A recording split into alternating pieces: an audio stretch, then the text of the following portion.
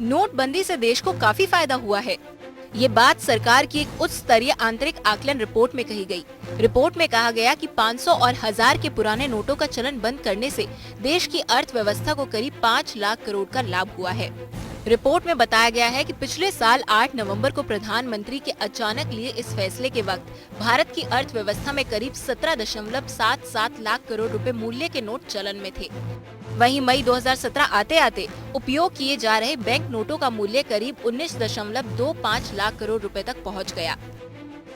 हालांकि यहाँ गौर करने वाली बात ये है कि इस अप्रैल के अंत में भारतीय रिजर्व बैंक की ओर से जारी आंकड़ों के मुताबिक कुल 14.2 लाख करोड़ रुपए के नोट चलन में है। इसका अर्थ ये हुआ कि इस वक्त अर्थव्यवस्था में नकदी की मौजूदगी नोटबंदी न किए जाने के हालात के मुकाबले करीब 5 लाख करोड़ रुपए कम है। इससे ये भी पता चलता है कि लोगों के पास रखी नकदी की संख्या में भी कमी आई है। रिपोर्ट के मुताबिक नोटबंदी के दूसरे फायदों में टैक्स आधार का बढ़ना, डिजिटल लेन देन में इजाफा, बैंक जमा में बढ़ोतरी और हाउसिंग सेक्टर में मजबूती भी शामिल है। सरकार के इस रिपोर्ट में कहा गया है कि अर्थव्यवस्था में इस वक्त 14.2 लाख करोड़ रुपए के नोट चलन में है, जो कि सारी ट्रांजैक्शन जरूरतों को पूरा करने के लिए काफी है।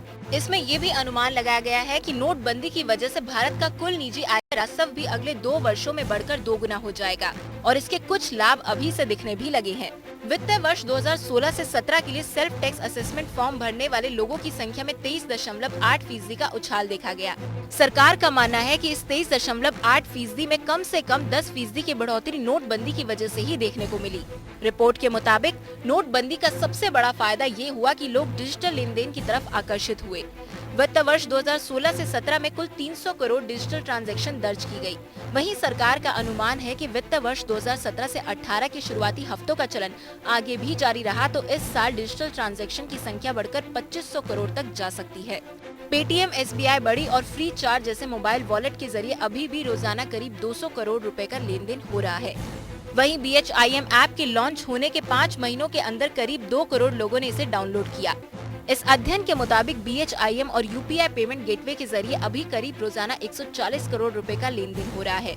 वहीं डेबिट कार्ड का भी इस्तेमाल नोटबंदी के बाद काफी बढ़ा है। 2015 से 16 में जहां डेबिट कार्ड से करीब 117 करोड़ ट्रांजैक्शन हुआ, जो कि 1.58 लाख करोड़ रुपए मूल्य का था, वहीं 2016 से 17 में ये बढ़कर 240 करोड़ ट्रांजैक्शन हो गया, जिसका कुल मूल्य 3.3 लाख करोड़ रुपए का था। दिशा बिष्ट, APN।